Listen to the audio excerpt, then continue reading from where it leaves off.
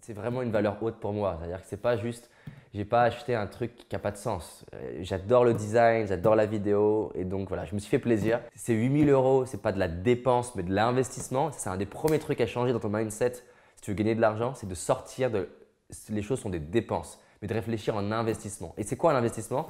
C'est quand je mets 1 € en entrée, il y a 1 € et plus qui ressortent.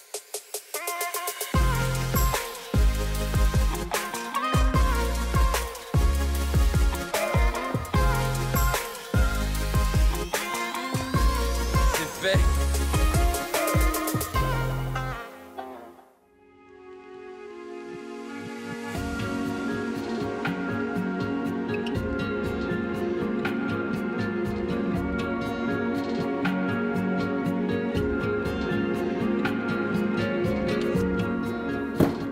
On vient de recevoir mon, mon cadeau que je viens de me faire.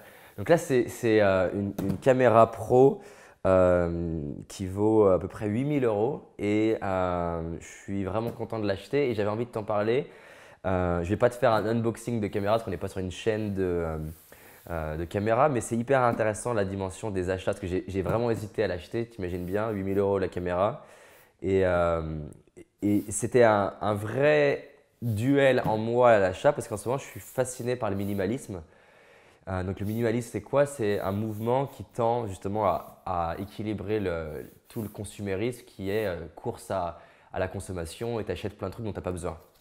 Et j'ai regardé pas mal de vidéos sur le minimalisme. Ce que j'aime beaucoup là-dedans, c'est qu'en fait, je vois bien et je l'ai vu là, vu que je suis en train de déménager, que tu te fais un petit kiff à acheter plein de petits trucs sur le coup, mais tu ne réalises pas qu'en fait ce petit kiff, il te pose plein de problèmes indirects. Premier problème, bah, ça entache tes finances.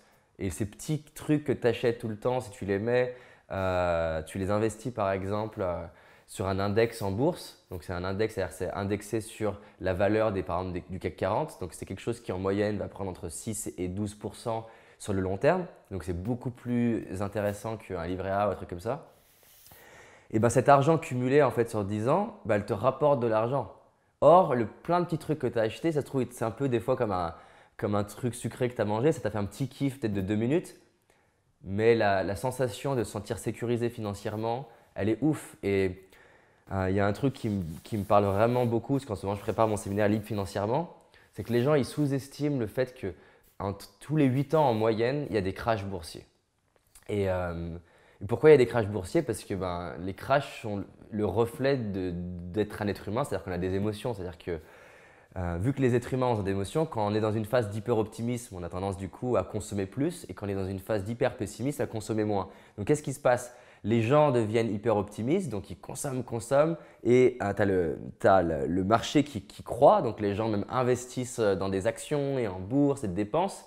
Sauf qu'au bout d'un moment, à force d'être dans l'hyper-optimisme, tu achètes des choses que tu surévalues par rapport à la valeur réelle, il faut bien que ça s'équilibre un jour, ça crée un crash boursier, là il y a de l'hyper-pessimisme. Et quand il y a les crashs, c'est malheureux, mais monsieur, madame, tout le monde, il y en a plein qui sont en galère, mais vraiment en galère. Des gens qui n'arrivent plus à nourrir leurs enfants. Enfin, c'est hyper triste ce qui se passe comme en 2008 ou d'autres années. Et ça, tu peux l'éviter en évitant d'acheter des petites merdes que tu mets en sécurité financière. L'autre chose, c'est que quand tu déménages, tu te rends compte que les petites choses que tu as achetées, en fait, c'est du poids mental. C'est du poids mental parce que tu n'as pas envie de jeter. En tout cas, moi, j'ai été éduqué, on ne jette pas des trucs comme ça. Donner, il faut trouver les personnes à qui le donner. Les donner à une association, c'est de la logistique. Quand tu fais ton ménage, plus tu as de petits trucs, plus c'est la galère à faire le ménage. Donc, en fait, tu as eu 1 minute 30 de plaisir pour finalement beaucoup de galères. Donc, j'adore cette idée d'être, ce que le minimaliste dit, c'est intentional when you buy, donc d'avoir une vraie intention quand tu achètes. Donc voilà, pour revenir à ça, je me suis vraiment demandé, c'est quoi la partie de moi qui achète? Est-ce que c'est la partie de moi compulsive, qui réfléchit pas, qui veut acheter une caméra, ou est-ce que c'est la partie sage en moi? Et c'est clairement, encore aujourd'hui pour moi, pas évident de savoir. L'astuce que j'ai trouvée déjà, c'est d'éviter d'acheter les trucs la plupart du temps de manière compulsive. Et donc, si j'ai un doute, de me laisser 1 jour, 2 jours, 3 jours. Et là, ça fait 6 mois que je la regarde. Donc, après 6 mois, tu peux encore te mentir, mais tu as déjà réduit la grosse dose de mensonge. Et après, j'essaie de prendre du recul et me dire, c'est quand la dernière fois qu'entre guillemets, tu as acheté? Parce que ça, c'est un vrai indicateur. Si là, j'achète ça aujourd'hui, mais que la veille, j'ai acheté autre chose et la veille, j'ai acheté autre chose, ça, c'est un indicateur pour dire, bah, peut-être qu'en ce moment, ta tendance, ça serait de trop acheter et va plutôt vers pas assez. Donc ça n'a pas été une décision évidente. J'ai décidé de l'acheter parce qu'on a fait un dernier webinar et notre caméra, elle coupe toutes les 30 minutes. Et je me suis dit que c'était complexe à chaque fois d'avoir quelqu'un de l'équipe pour relancer la caméra toutes les 30 minutes. Et puis ça prenait du temps sur le montage parce que du coup, il faut resynchroniser. Et je me suis dit, bon, entre le fait de payer quelqu'un, parce qu'en tant qu'entrepreneur, je dois payer quelqu'un pour m'aider à relancer toutes les 30 minutes, plus la logistique qu'il y a de montage derrière, c'est un coût. Je me suis dit, bon, ça me paraît être un vrai investissement stratégique. Ça va nous permettre de filmer sur beaucoup plus long, donc pour les conférences, les événements. Et donc, j'y suis allé. Et il y a un autre aspect là-dedans, c'est que c'est vraiment une valeur haute pour moi. C'est-à-dire que c'est pas juste, j'ai pas acheté un truc qui n'a pas de sens. J'adore le design, j'adore la vidéo et donc voilà, je me suis fait plaisir. Donc il y a deux parties en moi. Il y a la partie stratège, entrepreneur, qui pense vraiment que c'est un investissement stratégique. C'est-à-dire quoi stratégique? C'est-à-dire que ces 8 000 €, ce n'est pas de la dépense, mais de l'investissement. C'est un des premiers trucs à changer dans ton mindset si tu veux gagner de l'argent, c'est de sortir de… Les choses sont des dépenses, mais de réfléchir en investissement. Et c'est quoi un investissement? C'est quand je mets 1 € en entrée, il y a 1 € et plus qui ressortent. Parce que la question, c'est combien quand je dépense, je vais générer avec. Là, si je mets les 8 000 €, je ne me dis pas c'est 8 000 € que je perds. Je me dis que cette caméra, elle va générer 8 000 € et plus. Et c'est ma mission de faire ça. Et si d'ailleurs, dans 2 ans, on fait le bilan et je me dis que cette caméra, elle n'a pas permis de générer de 8 000 € et plus, c'est que c'était une dépense. Et dans ce cas-là, ce n'est pas stratégique. Et une erreur qu'on a tendance vraiment à faire, moi j'ai fait énormément, enfin je suis heureux de t'en parler, c'est que en fait on se compare aux autres et du coup on se dit ah putain mais c'est comme ça que je devrais vivre. Le problème de ça, c'est que tu passes à côté de qui t'es au fond. Et moi je me suis fait piéger tout seul plein de fois, c'est-à-dire que je vais voir des entrepreneurs qui ont réussi par exemple sur YouTube et en faisant des vidéos extrêmement simples, c'est-à-dire ils filment tout l'iPhone et ils font aucun montage, etc. Ils vont dire ah là là, moi j'ai dépensé dans du design, on a payé des équipes, on a payé du voyage. Et de me dire ah c'est pas bien en gros, c'est pas ça que je devrais faire. Et c'est bien dans une certaine mesure hein, d'être en réflexion, de se dire est-ce que je ne suis pas en train de me perdre dans une voie. Mais c'est aussi hyper important pour moi de garder qui je suis au fond. Et quand j'en parlais hier avec Hugo par exemple, les PowerPoint, j'ai préparé mon TED hier pour le PowerPoint. J'ai mis un temps vraiment important pour que les slides soient belles, il y ait du design. Et c'est quelque chose que je n'ai pas à me forcer à faire, j'aime le design. Et ma croyance à moi, je serais heureux que tu l'aies aussi, c'est que sur le long terme, faire ce pourquoi tu es fait au fond, ça paye. Et c'est hyper important de garder ça, sinon le risque, c'est de m'enfermer dans une case. C'est-à-dire en gros me dire, je suis coach, je suis conférencier. Et le problème des cases, c'est que du coup, c'est un peu de la consanguinité. Et ben en fait, je vais devenir une pâle copie de la moyenne des coachs. Et moi, ma croyance, c'est de me dire, on est là pour faire quelque chose d'unique. J'adore la psychologie, j'adore la réussite, j'adore les neurosciences. Mais ça, c'est une partie de moi. Et d'ailleurs, les gens, souvent, ils me demandent de me présenter avec qui vous êtes. Et pour que je puisse dire, je suis machin. Et souvent, j'ai beaucoup de mal à dire, je suis conférencier ou je suis coach, parce que j'ai l'impression de me sentir coincé dans une case. Or, en fait, dans mon cœur, j'ai l'impression d'être coach, conférencier, j'ai l'impression d'être chercheur parce que je passe du temps, j'ai l'impression d'être réalisateur, d'être dans le design, d'être créateur. Donc voilà, ça pour moi, c'est quelque part honorer une dimension en moi qui est la dimension artistique. Et donc voilà, j'ai confiance que en faisant des trucs qui me semblent être une perte d'argent, être une perte de temps, mais qui me nourrissent au fond, sur le long terme, je vais pouvoir sortir des trucs que j'ai jamais sortis. Tu vois, par exemple, si je reviens dans le passé, quand j'ai démarré ma carrière, à l'époque, c'était l'ère du blogging. Il fallait faire des articles et écrire des articles dans tous les sens. J'ai écrit des articles et je me sentais vraiment pas bien avec moi-même parce que je me forçais à faire un truc et faire la distinction entre volonté, enfin, avoir plus de motivation et être soi-même, c'est pas évident. Et à l'époque, j'ai fait le pari, qui était un pari risqué de me dire, moi, ce que je kiffe, c'est la vidéo.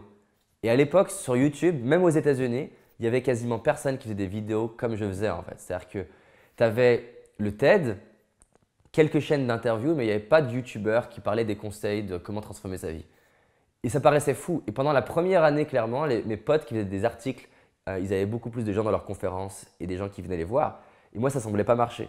Et il s'est trouvé que ma passion a été en parallèle avec un mouvement naturel de la société où les vidéos ont pris de la place. Et vu que j'avais démarré dans les premiers, ma chaîne YouTube, elle est devenue la première chaîne de francophone de développement personnel et forcément ça a marché. Et avec du recul, c'était facile de dire « Waouh, en fait la clé c'était de faire des vidéos ». Oui, mais la clé c'était aussi parce que j'ai fait un truc qui me fait kiffer. Et donc je crois que dans 10 ans, les gens diront « Waouh, heureusement que David il a investi dans du matériel et des trucs comme ça ». Mais c'est facile de le voir avec du recul, ça demande de la foi, de faire confiance que ce que tu es au fond, ça va payer et de ne pas juste copier les autres. T'inspirer, regarder ce qui marche, mais faire ça. Donc voilà, je vais ouvrir ça. La dernière fois, j'avais Nadia qui est dans l'équipe, elle m'a envoyé un message que je l'ai envoyé dans un magasin de vidéos. Elle me dit, tiens, tu t'adorerais être là. Il faut savoir que déjà, juste ouvrir une boîte, pourtant pour plein de gens, c'est moche. Hein. Mais moi, quand j'ai vu déjà Canon marqué, je me suis dit, ah, c'est cool, tu vois. J'ai de la sensation de plaisir à l'intérieur. Aussi fou que ça puisse paraître, et ça c'est un vrai indicateur, ça m'est déjà arrivé d'avoir les larmes aux yeux en regardant une caméra.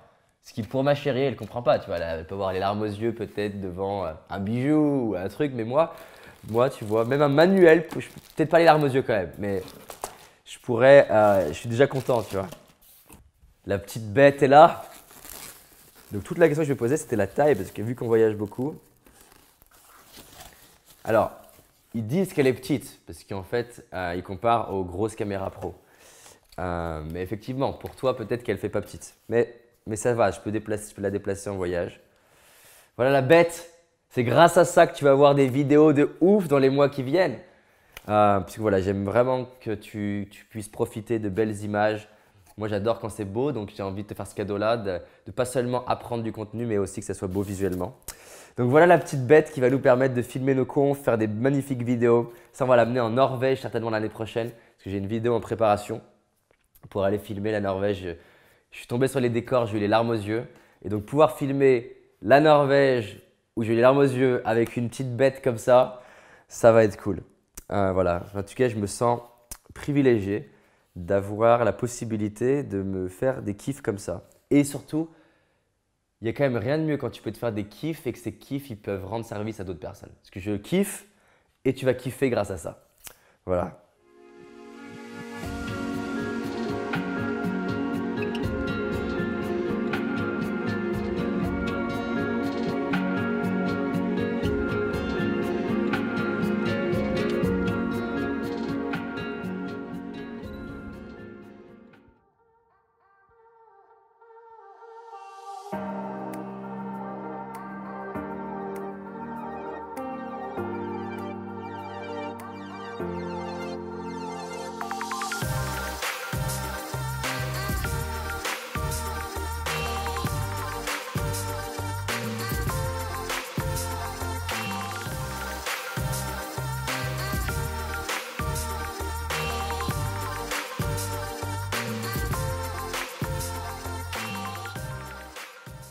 Si tu as envie d'aller plus loin, j'ai réalisé une vidéo qui s'appelle les 5 erreurs que la majorité d'entre nous font et qui va nous causer l'échec de nos projets, nos rêves et notre réussite. Une seule de ces 5 erreurs va t'empêcher littéralement de réussir et d'être pleinement heureux. Clique sur le lien dans la description, va voir la vidéo, c'est un indispensable. Je te dis à très vite, on avance ensemble. Cette année, c'est notre année. C'est parti.